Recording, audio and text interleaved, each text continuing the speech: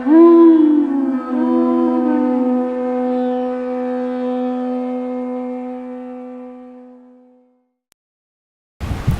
Namo Bhagavate Vasudevaya.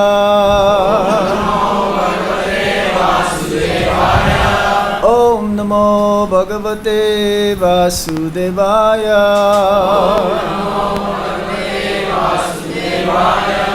Om Namo Bhagavate Vasudevaya.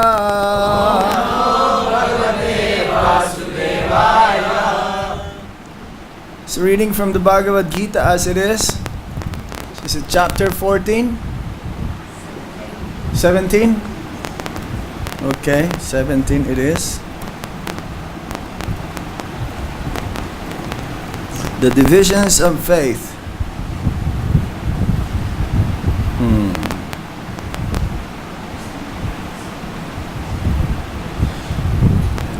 Text number 1.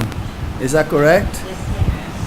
You just finished 16th. You have Bhagavad-Gita? You have smartphones? You should have Bhagavad-Gita in your smartphone. Otherwise, it's not a smartphone. You have any more There's one more here. You can share. Arjuna Uvacha. Ye sastra vidhim ostrijya yajante sradayanvita tesam nistatuka Krishna sattvam aho rajastama. Arjuna Uvacha. Ye sastra vidhim utsrijya yajante sradayanvita tesam nistatuka Krishna sattvam aho rajastama. Arjuna Uvacha. Ye sastra vidhim utsrijya yajante sradayanvita tesam nistatuka Krishna sattvam aho rajastama.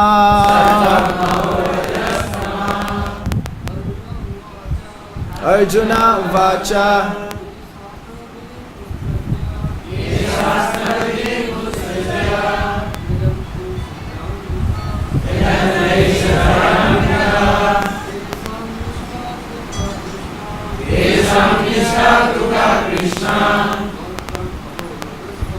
Sattvam aho rajastama. Just a second, hold on.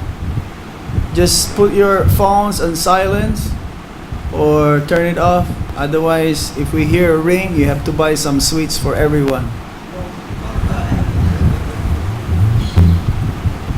Okay, go ahead. Arjuna Uvacha. Yesasra vidhim utsrijya yajante sadayanvita tesam nistatuka Krishna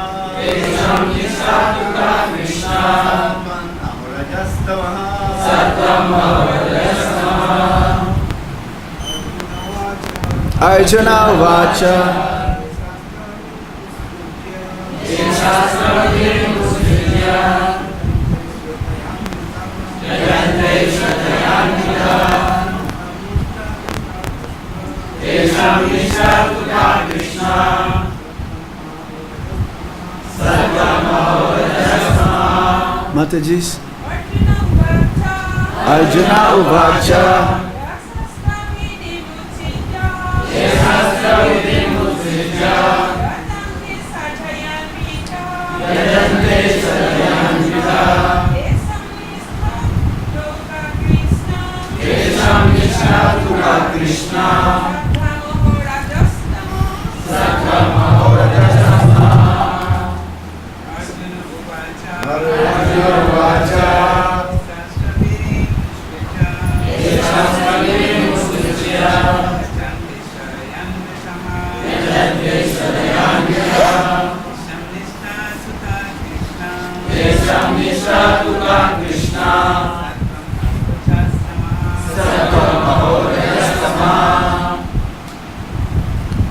Word for word meaning. Arjuna uvacha. Arjuna said.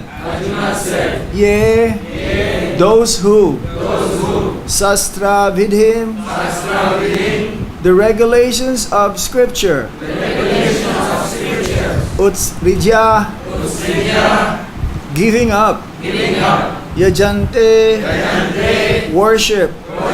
Shraddhaya, full faith. Anvita, possessed of. Tesham, of them. Nishta, the faith. Tu, but. Ka, what. Krishna, O Krishna. Sattvam, in goodness. Aho, or else. Raja, in passion.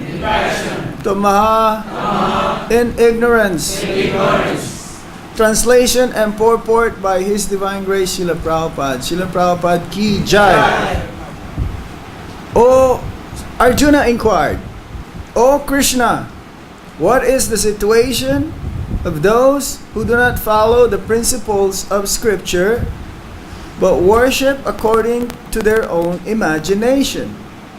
Are they in goodness, in passion, or in ignorance? Can we turn it up a little bit? This because I'm exerting my voice too much.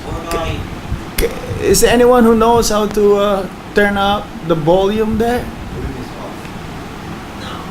Or this is too loud, or the fan is louder than my voice. I cannot practically hear myself. You know how to do it? Just turn on the volume a little bit.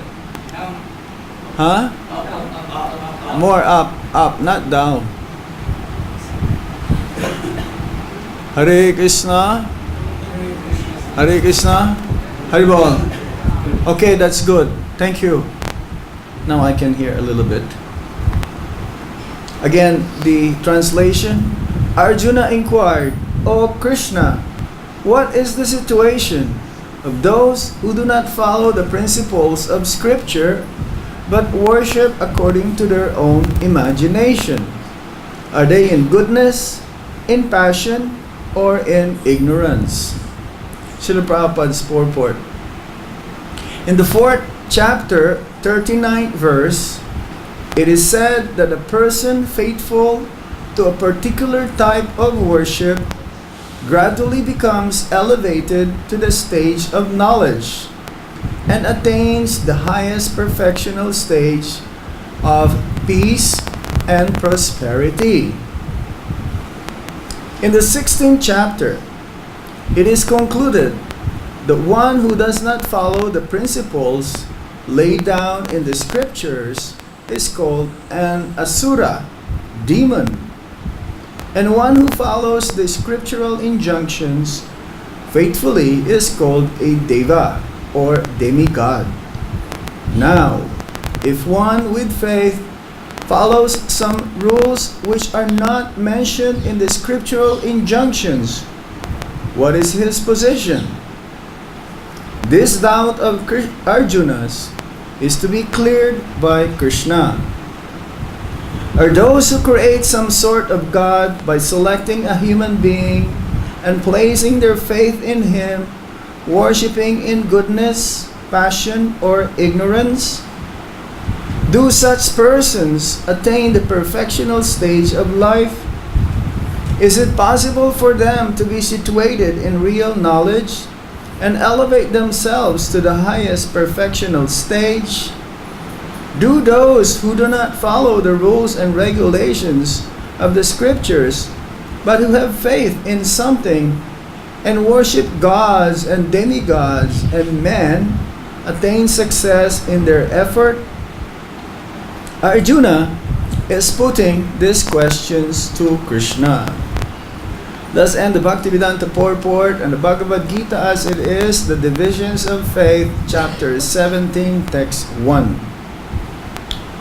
Om Agyanam Timirandasya Gyananjana Salakaya Chakshurunmilitam Yena Tasmai Shri Gurave Namaha Shri Chaitanya Manovistam Stapitam Yena Bhutale Swayam Rupa Kadamayam Dadati Swapadantikam Vandeham Shri Guru Shri Juta Padakamalam Shri Gurung Vaishnavamscha Shri Rupam Sagrajatam Sahagana Raghunatan Vitam Tam Sajivam Sadvaitam Sabadutam Parijana Sahitam Krishna Chaitanya Devam Shri Radha Krishna Padam Sahagana Lalita Shri Visakanvitamscha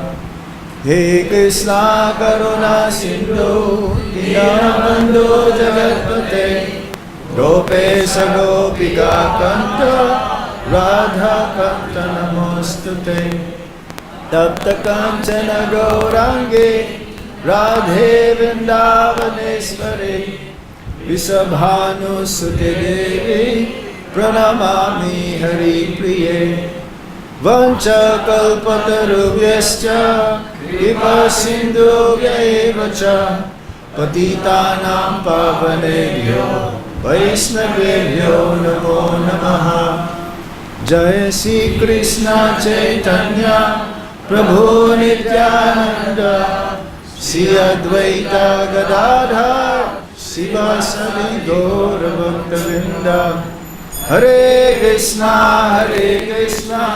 Krishna Krishna Hare Hare Hare Rama Rama Rama Hare Hare. Is that okay?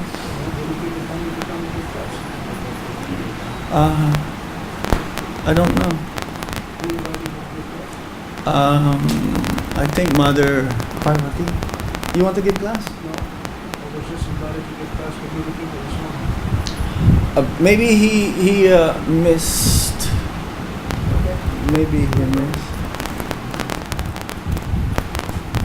I think Guru Kripa must have missed the announcement.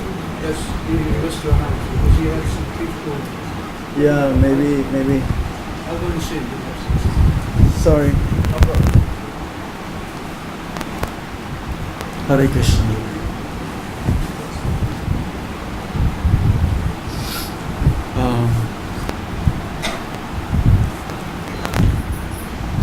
Hare Krishna.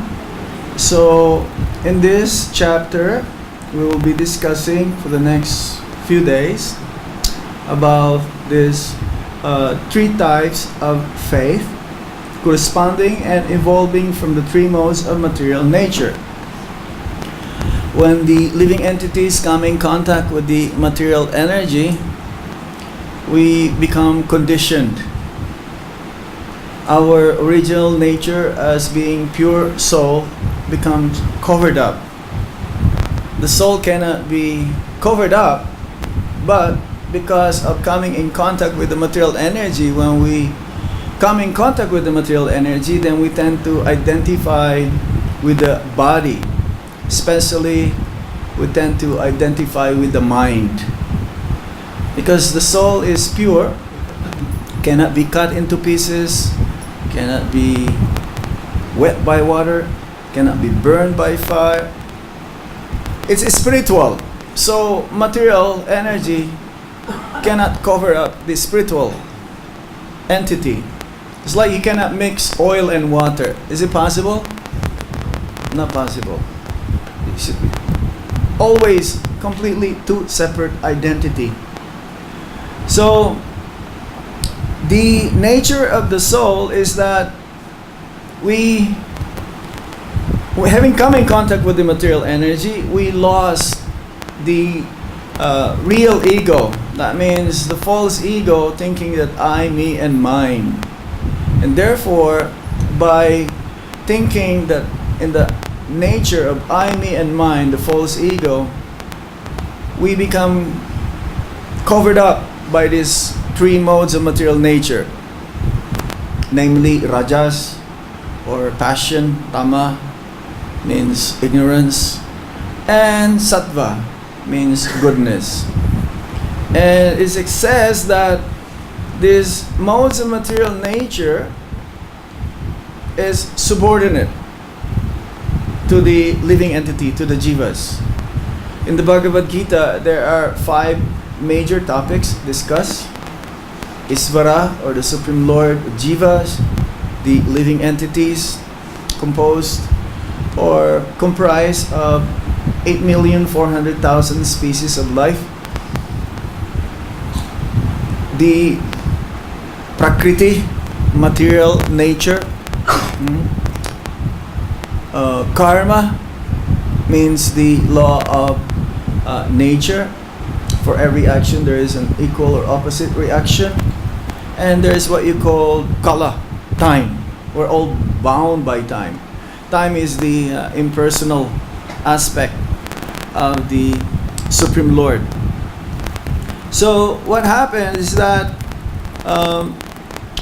when the living entity comes into the human platform, it's what you call evolved. The consciousness is evolved. We can identify the right and wrong. We can identify or realize our original constitutional position, which is we are all servants of the servants of the servants of the servants. Gopi Bartu Patakamalayur Dasa Dasa Dasa Dasa Anudas.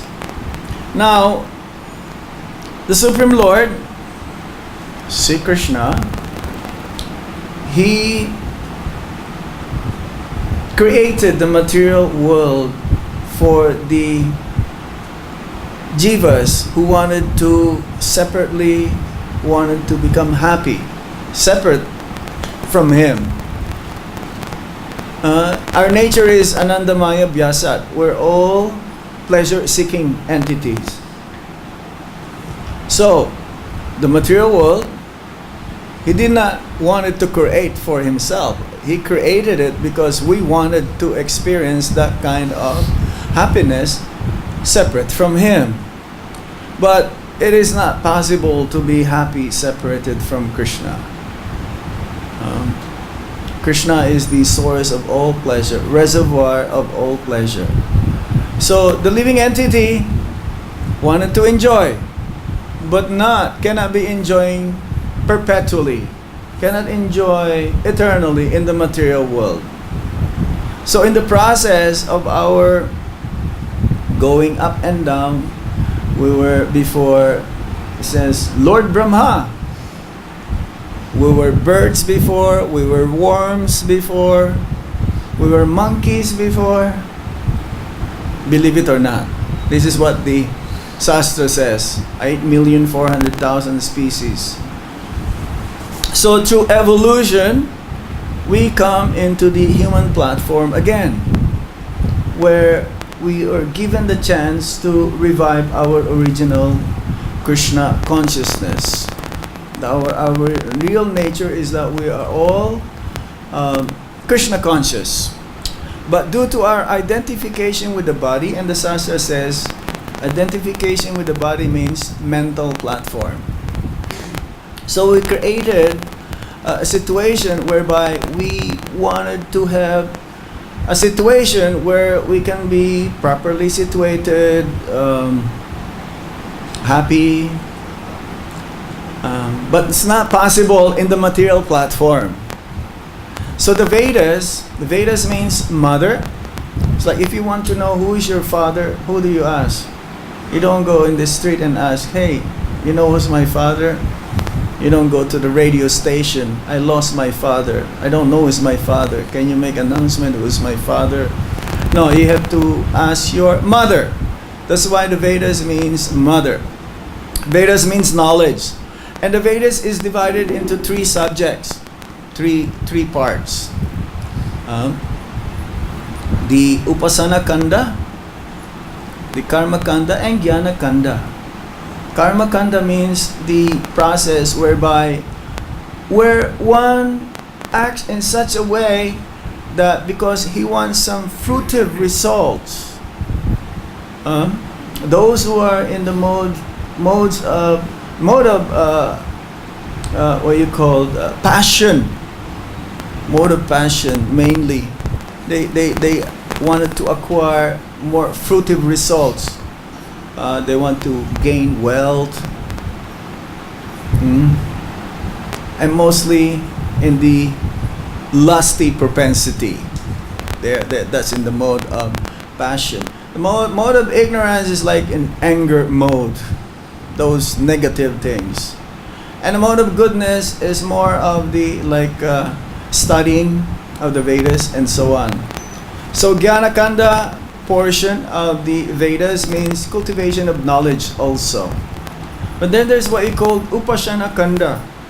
Upasana Kanda means worshipping, ultimately culminating worshipping the Supreme Lord. But before one goes to that level of worshipping Lord Krishna, then there are many forms of worship being offered to those who are in different modes of nature as well. Some they want instant result, so they worship the demigods, different demigods. If you want to be good in learning, who do you worship? Sarasvati. If you want good health, Surya, sun god. So for every material result that one wants to achieve, then there are demigods who will deliver it. But ultimately, the source of that deliverance, the benediction that's coming from the demigods, is Krishna. Is Krishna. So, but those foolish people, they think that the demigods are the ones who are actually the source of the benedictions that they give. So, as it explains here,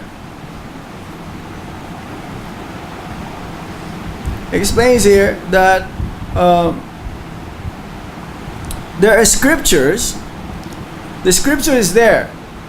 And the scriptures, sastras, cannot be man-made. Dharma saksad Bhagavat pranitam. These scriptures can only be enunciated by Bhagavan, the Supreme Lord Himself. And those who doesn't want to believe in these scriptures, there's what we call asuras, or demoniac personalities, demons. The meaning of demons or atheists is that they don't, of course, there's what you call demons, that they don't accept God. They know that God is there, but they don't accept His instructions. They don't accept His teachings. And there's what you call atheists.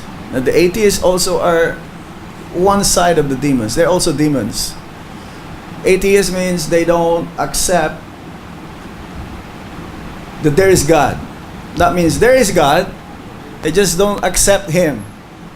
That is different than knowing that there is God but not following His law or His instructions. So which is worse? Knowing that there is God but you don't accept. But then there is another kind of demon which is worse than that. Knowing that there is God, but then they don't accept that God has a form. This is called Mayavadis. Or, yes, Mayavadis. That God is a product of ignorance. Everything is ignorance. And there's another type of demoniac mentality, that you are God, I am God. We just don't realize it. And when we become realized, you will understand that you are God and I am also God. And therefore, when they see each other, they say, Namo Narayana. Namo Narayana. You are Narayana, I offer my obeisances to you. And the other Narayana also will say Namo Narayana to me. Then that is really, really worse. That is really worse. What happened here? Started to how do I do it? In any case, so according to the modes of material nature that we acquired, we follow a certain kind of faith. Those who are more civilized, because human beings also are divided into two, civilized and uncivilized. The uncivilized means they follow a certain kind of faith also, but their faith is very shallow. It's like what you call paganism. They worship the fire, or they worship the sun. They worship different man-made idols. Paganism. But then, when one becomes a little bit more civilized, then he started to understand, because he wants to become free.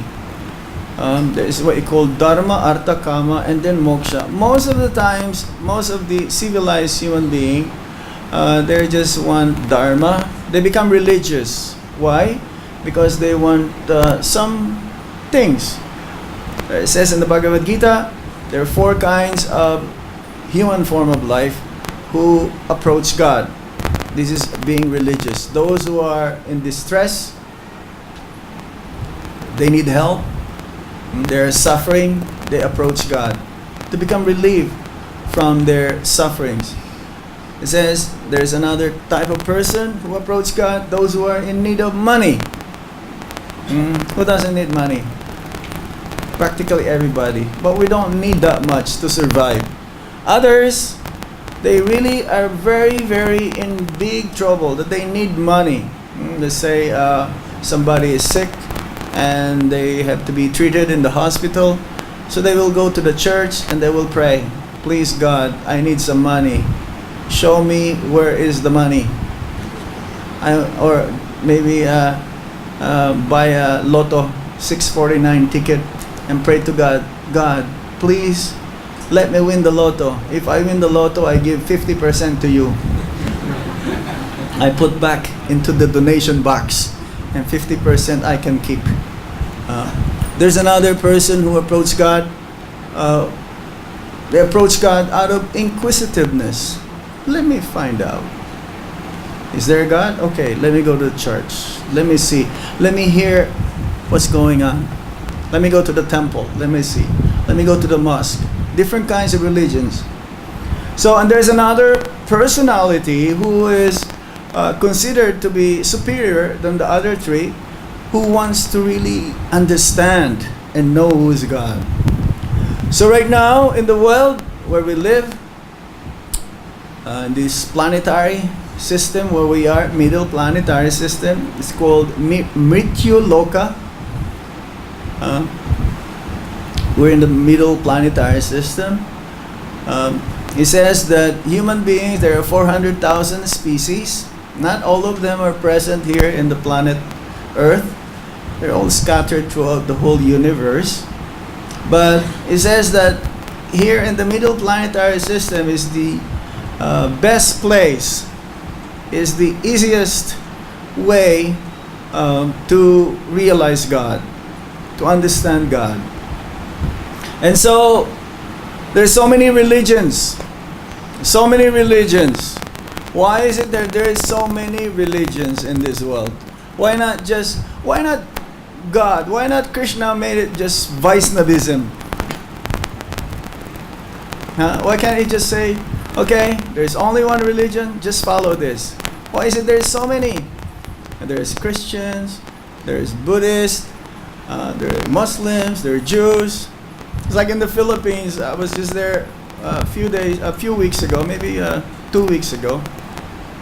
And Christianity alone, there's about like 20, 30 different kinds of Christianities.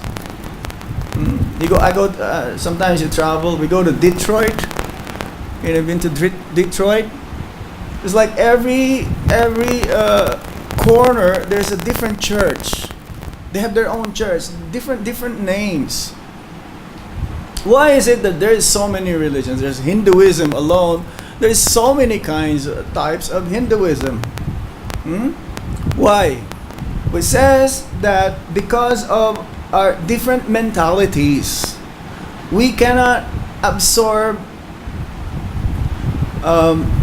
We can only absorb a certain type of information that will be suitable for our own benefit, for our own use. We're not saying that Vaisnav is the best, but it is the most practical. It's the easiest way how to do it. But other religions, they don't have rules. You can just do whatever you like as long as you give 10% of your income to the donation box. Then you're a member. Some religion says, when everyone dies in the family, everyone will also see each other up there, and they will also continue to become like family. When we die, according to the scriptures, our relationship with our friends, loved ones, our families, it's over. Our relationship with our families, it's only in this lifetime, in this body. When this body perishes, the soul goes on to the next life. How can we recognize our family members? But because we're all children of God, we all belong to one family. There's only one God. Therefore, we may see each other again. But how can we recognize each other? It'll be highly impossible. Highly impossible. Maybe it's possible. So, the worship of the Supreme Lord, they have different faiths. And according to the modes of material nature that we acquire, then we'll be able to follow that certain type of faith. According to time and circumstances as well. That's why there are different kinds of religions. Say 2,000 years ago when Christianity began, those days, there are different lifestyle. Different lifestyle, different place. Or 5,000 years ago. But the process that we're following is what you call Jaiva Dharma. This is the eternal religion. The eternal religion of everyone is to serve the Supreme Lord. And according to the Bhagavatam, Srimad Bhagavatam, the best religion is that the process which will be able to show you how to best develop love of God. And very rare, very, very rare that this is being taught, this knowledge on the planet Earth. How to develop love of God. We're all eternally devotees. Eternally we are all devotees, but become covered up. We're all Vaisnavas. Let's say like that. Everyone is a Vaisnava. So, in the introduction of the teachings of Lord Chaitanya, it says that eventually everyone will go back home, back to Godhead, because that is our nature. But some may take longer and some may take quicker. It depends on how we apply the process of this knowledge. This Vaisnav philosophy or this Vaishnavism that we are following specifically explains about how we can use all of our senses, the mind, the intelligence, and our very self to serve the Supreme Lord. This process is called bhakti-yoga. Bhakti-yoga means utilizing everything for the pleasure of the Supreme Lord. Serving the Supreme Lord for His own benefit. If one serves the Supreme Lord, the modes of material nature doesn't work anymore. Why? Because it is spiritual. When one serves the Supreme Lord, when one acts and performs activities whereby the main goal is to please the Supreme Lord, material nature doesn't work anymore. It doesn't act. The modes of material nature is only in the material world. This Rajas, Tamas, and Sattva. It's only in the material world. When one acts purely to serve the Supreme Lord, 100% for the pleasure of the Supreme Lord, then one is in this spiritual platform. That means no more tinge of material nature. So as long as one doesn't come to that level of 100% only acting for the pleasure of the Supreme Lord, then one is still under the modes of material nature, and therefore his activities will have still material reaction. Material reaction. That is what you call karma. One still has to come back. But Prabhupada says one should be at least in the mode of ignorance. Goodness. Ignorance, you will not be able to go anywhere. But still, Prabhupada says, goodness is not good enough. Mode of goodness is not good enough. You have to transcend the mode of ignorance, passion, and goodness. You have to be in the Suddha Sattva platform, where in the Suddha Sattva, that is transcendental. I'm just going to read you something which I read. This is from the 11th canto. You can check yourself. I'm going to read this to you, and let's see where you're at. Okay? You can grade yourself, whether you're in a mode of goodness, mode of passion, or mode of ignorance. Mind and sense control, tolerance, discrimination, sticking to one's prescribed duty, truthfulness, mercy, careful study of the past and future, satisfaction in any condition, generosity, renunciation of sense gratification, faith in the spiritual master, being embarrassed at improper action, charity, simplicity, humbleness, and satisfaction within oneself are qualities of the mode of goodness. Are you in one of those? Could be.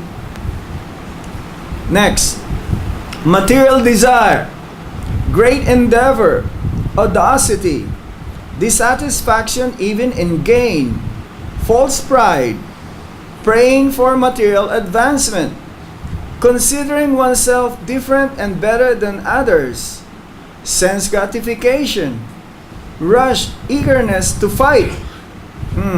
You know some people like that? A fondness for hearing oneself praised. You've heard some people like that as well? Maybe that's us, right? Where is that now? The tendency to ridicule others, advertising one's own prowess and justifying one's actions by one's strength are qualities of the mode of passion. Sounds familiar. The mode of passion is more familiar, isn't it?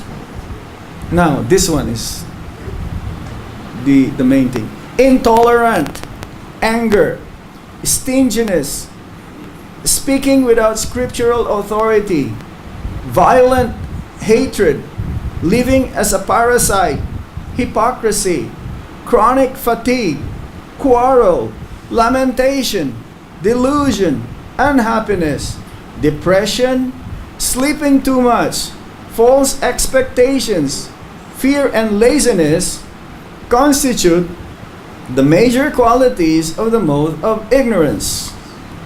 Now please hear about the combination of these three modes. Prabhupada says most of the times we're in the mode of passion and ignorance.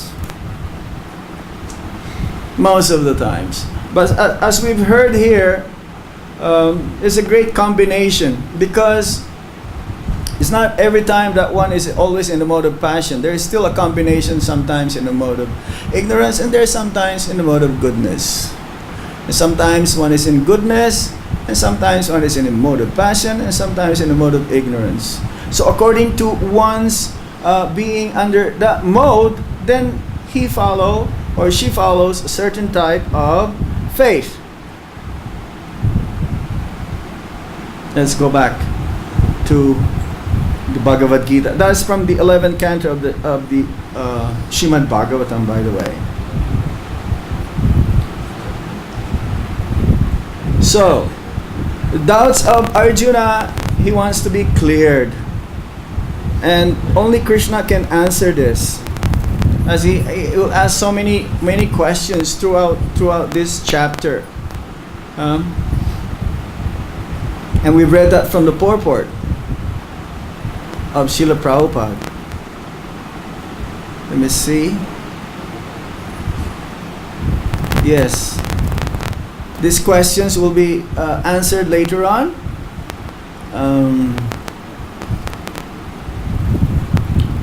Are those who create some sort of God by selecting a human being and placing their faith in him, worshipping in goodness, passion, and ignorance? What is that? That's in ignorance. And many people, it's like in India, there is a factory of God. Every day there is a God being born. So, yeah, you go to some villages, and even in the big cities. I just saw a video of this person, and he was treating, it's like a show, a woman who's like having like what you call this, a belt, and she said, I can barely walk, and right from my very childhood, this is a disease that I have, and she is being accompanied by the husband. And then there is this one fellow, and he just say ra ra ra ra ra, and he says ha ra ra ra ha ra ha, and then eventually the woman started to walk. He says, okay, take off your belt, and he started to walk. And then everyone, all the followers, were just like jumping up and down, and they were all celebrating as if God is there. This is in the mode of ignorance, definitely, 100% mode of ignorance. Do such persons attain the perfectional stage of life? Yes or no? Of course not. It's just in the mind. It's a show. Is it possible for them to be situated in real knowledge and elevate themselves to the highest perfectional stage? Yes or no? No. Do those who do not follow the rules and regulations of the scriptures, but who have faith in something and worship gods and demigods, and men attain success in their effort? In some way, this is just like eventually, if they worship some kind of demigods, eventually, this is what it says in the Upasana Kanda, eventually they will worship the Supreme Lord. At least they are recognizing someone to worship. According to one's desire, that will be fulfilled. According to one's faith, that's what you get. Yiyatamam prapadyante tamstatai bhajamiham. As they surrender unto me, I reward them accordingly. So according to one's faith, one will be given appropriate result. So we're very fortunate somehow. After so many lifetimes, bahunam janmanam ante gyanavan mam prapadyante vasudeva sarvamiti sa mahatma sudurlabha. One becomes a mahatma. There's so many, how many billions of people now on the planet? 6 billion. Like We heard that class on the first day of Kartik. Even if 1% of the whole population becomes Krishna conscious, that's a lot. That's a lot. What was that, 50 million? 60 million? 60 million.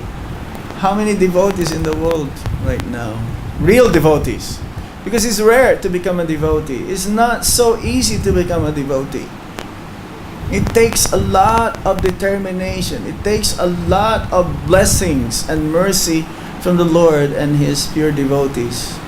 Not so easy. But at least we're on the right path. Even though we still have material desires. Those who doesn't have material desires, they're pure devotees. And Prabhupada says, once you're always thinking of Krishna 24 hours, you will be always thinking of Krishna 24 hours. It is not, today I'm thinking of Krishna 24 hours, and tomorrow I will forget him. The Prabhupada says like that. Once you become a pure devotee, there is no more falling down. Once you become a pure devotee, no more material desires. At least we are on that path. The goal is almost reached. Krishna is only 1 arm's length away from us. It's right there. Actually, not even 1 arm's length. It's right there. It's right there. We just need to purify ourselves. And purification means, especially in the age of Kali, is through hearing and chanting from the right source. From Srila Prabhupada's books, from his representatives, and from other acharyas. The whole world is a struggle for existence. What's that? It's like a rat race. Struggle for existence. Material existence means suffering. Prabhupada says, there is no good and there is no bad. There is no happiness and there is no sadness. There is no joyfulness and there is no distress. Prabhupada says everything is suffering. Everything is suffering. It's only in their mind that, oh, this is good and that is bad. Oh, that is, yes, that is nice. That is not nice. No. Everything here in the material world is meant for suffering. As Buddha says, life means suffering. So, the process that we're doing, if we are not tasting a little bit of pleasure in what we're doing, we probably given this up long time ago. We probably look somewhere else. And Prabhupada says, if you have a better suggestion than what we're doing, we'll take that up. Show us you have a better alternative than this Krishna consciousness, we will take it. So in spite of our struggle, every day we're struggling to become Krishna conscious, but somehow we are always inspired to keep going. Isn't it?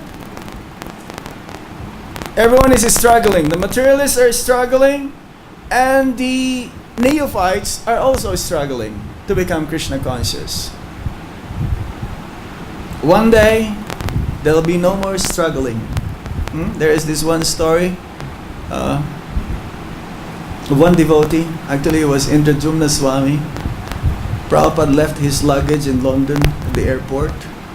So he was left behind at the airport. And the luggage is so heavy. Everyone's like, he was thinking, oh no, I left behind. Prabhupada is right there, and all the disciples, all my God brothers and God sisters are all enjoying with Prabhupada. So he came with the big luggage, 2 luggage. He was going like this. And then he was like so tired. And then when he reached the room of Prabhupada, he put the luggage, and it was just like this, completely like that. And Prabhupada says, don't worry. When you reach there, no more struggle. No more struggle. So, but somehow, we're always keep on trying. Determination is needed in Krishna consciousness. Obstacles will be there.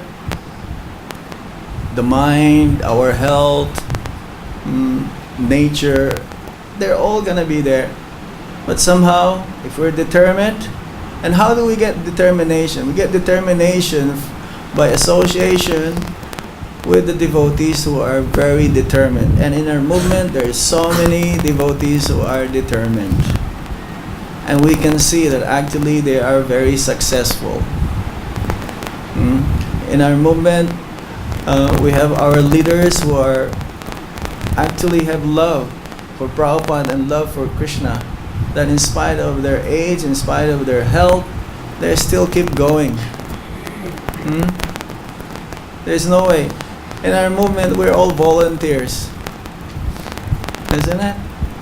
No one is put a gun in their head and saying, hey, you must do this. No, everything that we do here is volunteer. And because actually it works, we experience, especially when we hear Harikatha or when we join in the Kirtan, and especially when we have nice prasadam, then actually this is the place to be. I don't want to go anywhere else except with the devotees. So, the faith increases. In the beginning, the faith is a little bit flickering. We have to avoid to be in that mode of passion and ignorance. We've read that, right? We have to avoid the different qualities which is acquired by being. How did we get these modes? These different modes. Where do this come from anyway? I mean, yes, it came from Krishna, but how did we get it? It says here, we get this because of our karma. Because from the past. Especially, we get this identifying with the mind. Our intelligence is not very sharp, and eventually our ego is false. These are different elements that comprise how we get these different modes. And then, according to the modes, we have different faiths. Okay, I will stop here. If there's any question, but Mother Parvati wanted me to read number 2 also, sloka number 2. Yes? One point, because the quality of envy. Is that in the mode of passion? What do you say? At one point, you taught That is louder than mine. the quality of envy. Yes. So, in Bhagavad-Gita, Krishna taught very much this bad quality of envy. He said, because you are not envious of me, I give you this. This knowledge is given to those who are Not envious. Paraman nirmat saranam sa So, tamo. my question is two questions. Okay. How we can overcome this bad Envy? quality that is in everyone else? Okay. And in the last point, you touched the false ego. False ego. How we can cross also the false ego. Well, before we can get rid of envy, what is envy? Yeah, so envy means somebody have it, and you want to have it also, or maybe better than what the other person has, right? So, and there's another worse envy, worse than that. You want to have the other person's property, or if not, you want to have a better than that person's property, and if you cannot have that, you will kill that person. That is really worse. So how to get rid of envy? Well, how to get rid of envy? Let's say devotees. Sometimes devotees are envious also of another devotee.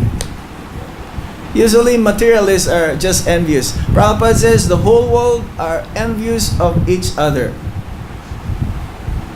Everyone is envious of each other. Supposedly, devotees should not be envious of another devotee. But this happens when the devotee is in the neophyte stage. That means prakrita. Prakrita bhakta means materialistic devotee. Because devotee is satisfied. A pure devotee means he's satisfied. He doesn't need anything. But a materialistic devotee still has material desires. And therefore, material desires means I want something material, thinking that will still satisfy me. That doesn't satisfy the soul. That may satisfy the mind. Because it's only the mind that is being satisfied. The body is dead anyway. Isn't it? The body is dead, but when we see something and when we smell something, the mind, it registers. When the senses start to, like what they call a detector or a radar, then it immediately sends a message to the mind. And the mind will say, oh yes, I must, not I should, I must have this. Because I think I will be happy. But it's not. So how to get rid of envy, especially a prakrita bhakta like us? How to get rid of envy is that you should serve that devotee whom you're envious of. Now that is very difficult because you're already envious of that person. But you want to get rid of that envious mentality. Envy is mentality. So you try to serve him. To serve him, you have to have no ego. Your ego must be thinking that I am not the body, I am spirit soul, I'm a servant of God, and all the Vaishnavas and everyone, not just the Vaishnavas, because this is another thing. A neophyte devotee, he will only serve the advanced, or let's say the seniors or the swamis.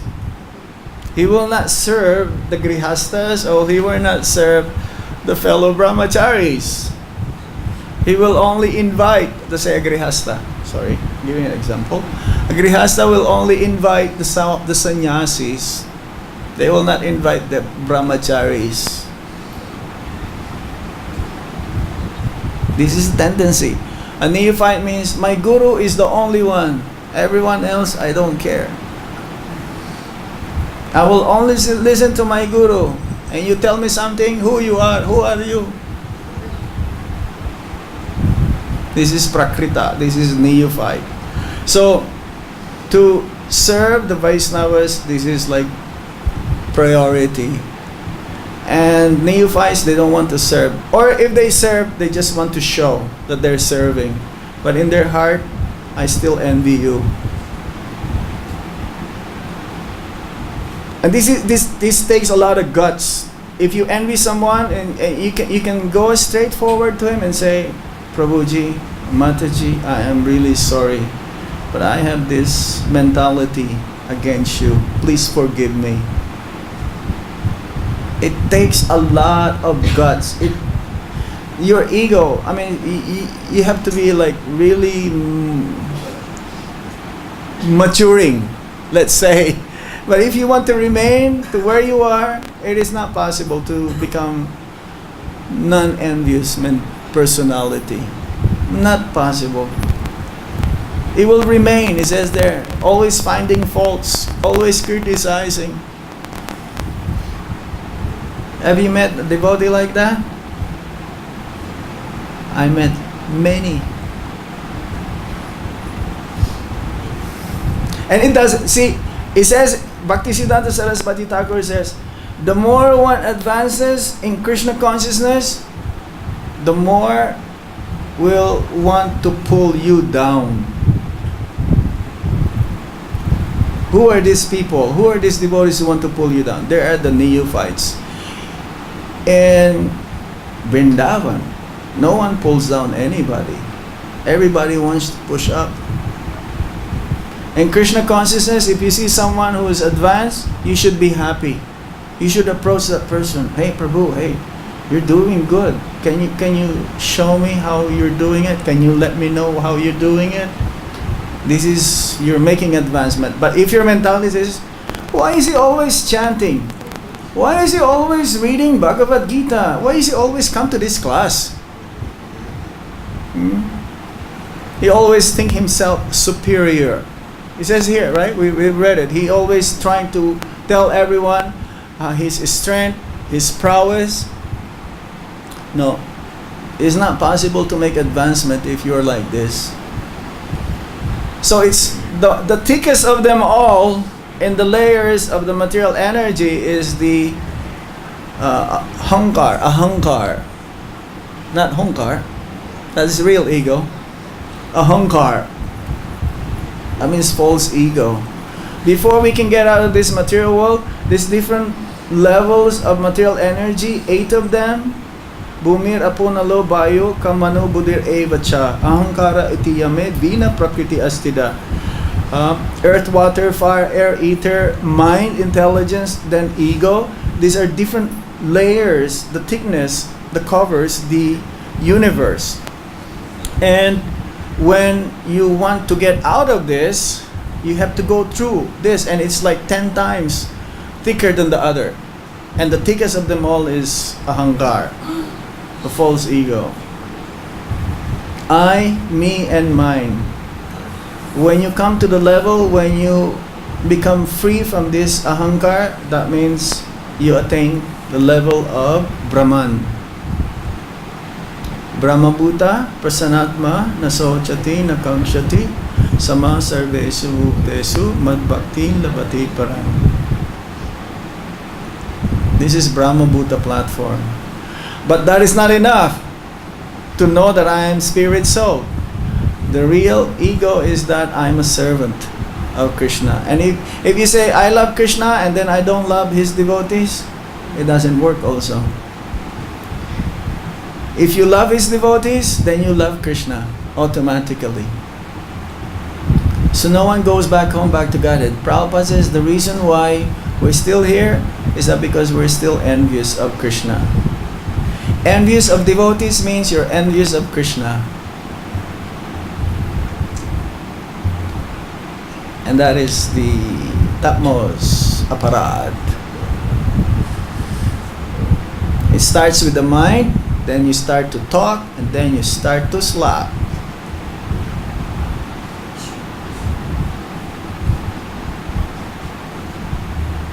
Any questions? Yes, sir. Karvajan Prabhu always has a question and a comment, which is very good. Sign of intelligence. Sign of his reading. Right. Mother, you were giving example that Mahaprabhu said everybody is Vaishnavas in this. Yeah, because we're all parts and parcels of Krishna. Everyone will go back home, back to Godhead someday. And it says that this material world will never become empty. This will never become empty. There will always be some who would like to enjoy separate from Krishna. But once you go there, Yat Gatvana Nibartante Taddama Paramamama. Once you go back to Godhead, you don't come down anymore. You learn your lesson. You are saying that Lord is very nearer than you. The Lord is very near to you. Yes. So Prabhupada give the example that he is very near, just like eyelids. You cannot Yes. see your eyelids. It's that much You cannot, near. you cannot see your eyelids. That means also your faults. Usually we don't see our faults. Others can see our faults. Others can see what's wrong with you, but we don't see what's wrong with us. We see others' faults, but we don't see our faults. But a pure devotee, he's very, very careful not to commit mistakes, not to find faults, not to disrespect, not to criticize. But he always thinks that he's always criticizing. He always thinks that he's always fault finding. But he's not. A pure devotee, he thinks he is the lowest, even though he is the topmost. A neophyte devotee, he thinks he's the highest, even though he is the lowest. It's the opposite. A neophyte, he thinks he's perfect, but he is full of faults. A pure devotee, he thinks he's full of faults, but he is pure. He is free of faults. So we can check ourselves. This is like how to see whether our temperature is going up to 98. What is the 98.6. 98.6? Thank you, doctor. 98.6. If you're over that, that means your material conditioning is really very severe. We should be in the normal. What is the normal? Is that the normal? Yeah. Yeah. Yeah, it's a fever. We have material fever. The more we chant, the more we hear, the more we read, the more we associate, the more we serve the Vaishnavas, our material fever goes down. And we become normal. Right now, it's like we're very sick. Super sick. That's what Prabhupada says, the whole world is a hospital. We're all in the hospital. If you are well, you don't need to be in the hospital. But if you're well and you're still in the hospital, that means you're helping others to get well.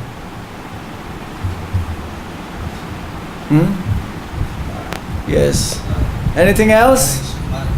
One more. Okay. Just like Prabhupada, Guru is next to God. Yes. So whatever the Guru gives us instruction, we try to follow. Yes. Just like Prabhupada, if his disciple did any mistakes, just like many sannyasis, they fall down and he engaged them in the service. He said, okay, you do the service, you are serving Krishna. Never mind Yes. you have done something Yes. wrong. So Guru's quality is that he always forgives his disciple. Sometimes we see the Gurus, they want to fight with the disciple, they don't allow you to do something. And this type of, how these things come in the mind of Gurus like this? Can you explain something? The Guru's nature is that of Krishna. Krishna, it doesn't matter how rebellious we are, Krishna will always take us. Krishna will never give up on us. He's the only personality who will never give up on us. Sometimes parents, they will give up their children. They're useless. What can I do? But Krishna will never give up on us. So Prabhupada is like that also, spiritual master. We don't know. We cannot fathom.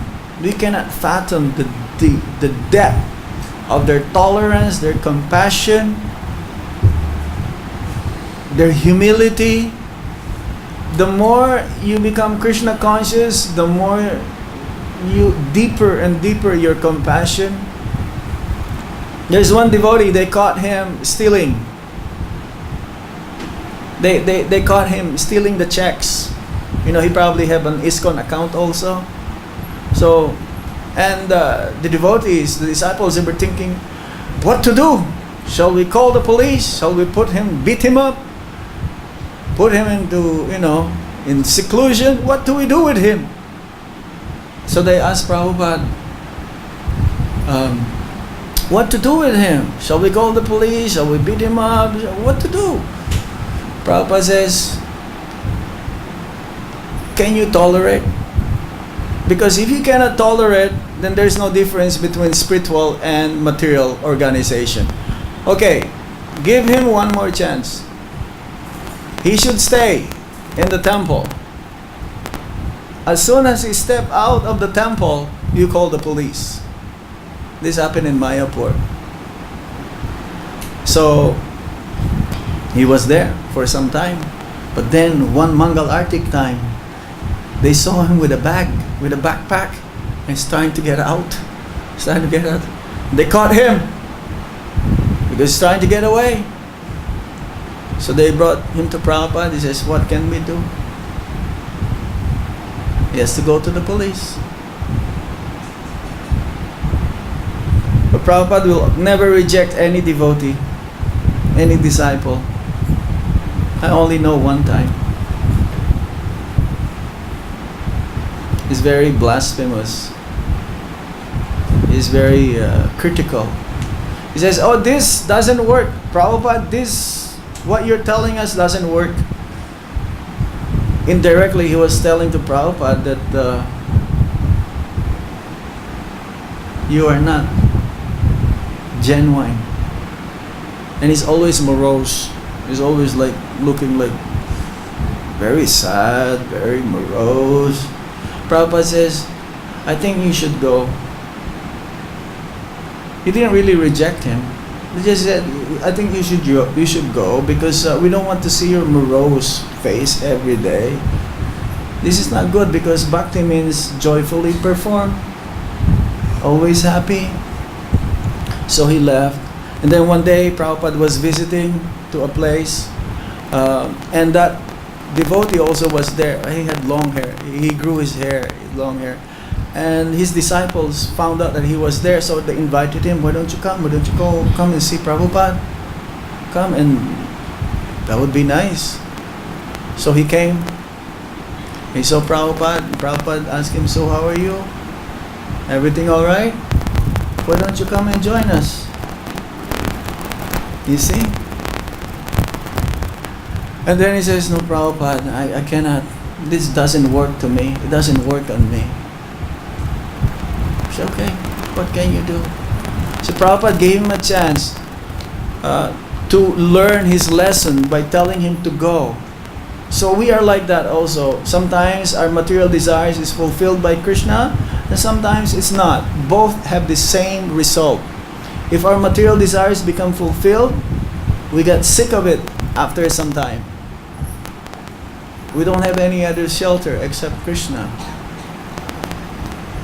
If our material desires is not fulfilled, we don't have any other shelter except Krishna. So both ways. But if our material desires becomes fulfilled, it may prolong our stay in material world, but eventually we'll get sick of it also. And we'll surrender to Krishna.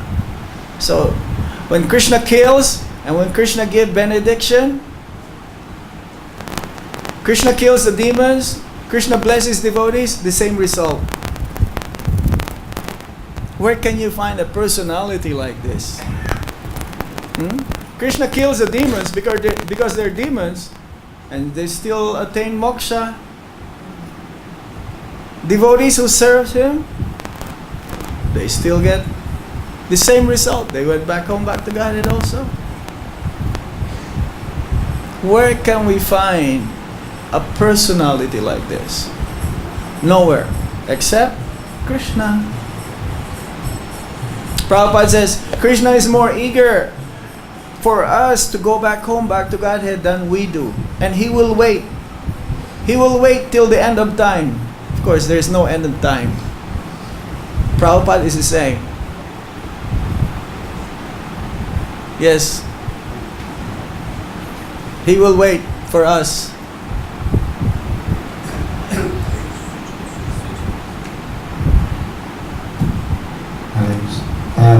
There is one history. There was one devotee who was smoking marijuana, and then they told Prabhupada, and Prabhupada said, "Tell him that he told us he should stop."